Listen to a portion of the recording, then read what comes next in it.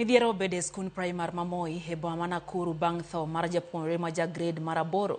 Jonyuol no monjo skulno gi ringre japuonjre no ka gigole osiptal ma Nakuru Referral kendo gidwaro ni migiler gima okelo tho mar nyathino. Jachung weche marwa Ken Muga nigi ler mathoth.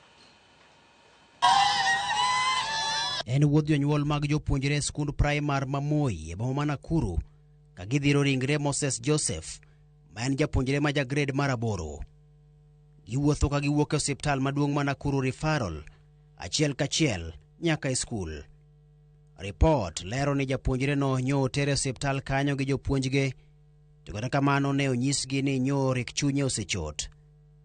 Min-gi to wacho ni japuonjre no nyo rik ngimane ni maber pacho seche mano wuok okinyi kodhi skul. Fika 5 nikaamsha mtoto kawaida akaanza kujiprepare. Vile alimaliza kujiprepare na mimi nilikuwa ile strong tea ilikuwa imeiva. Si mtoto akafaa mpaka jamba yenye iko na kofia. Huwa kila wakati naendanga kumfungulia gate. Nikamwambia juu mvua inanyesha na wewe ndio umevaa manguo ya joto, umevaa mpaka jamba iko na kofia, ende ujifungulie gate. Akaenda akafungua gate akarudisha kifungu. Akatafuta kaambrela chini ya kiti akapata. Nikamfungulia kwa kaambrela nikameharibika.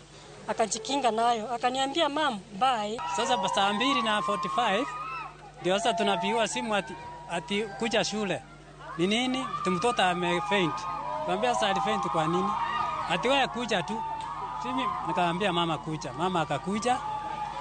Wakapata hata sasa pelekwa hapo Meti.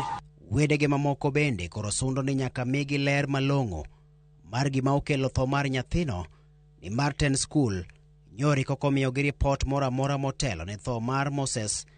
Kasani bende giywak ni ripode magiyudo gin mokikore. Tulionana naye jana, hata kulikuwa na shughuli nyingine tulikuwa na yeye. Alikuwa bweli kabisa wa afya. Mtoto alikuwa sawa 100%, hakuna shida alikuwa nayo. There before kuna shida asha experience. Na kidogo akanipigia. Akaniambia unajua Moses leo wakiwa nje wamesimama alianguka chini kichwa ikagonga floor. Kumpeleka hosi, head teacher akatoka emergency akakuja akatuambia kwamba mtoto amepass. Laktar maduong' mar osiptal ma Nakuru Referral James Waweru oyango ni Moses nyori kosetho e seche manyo ochop kode osiptal. Apisa ma otelo ne chenro mag somo e kaunti ma Nakuru Victoria Mulili to korka kore bende olero ni nonro osechakore mar kunyo matut ewi masira no. Ken Muga, Ramogi TV.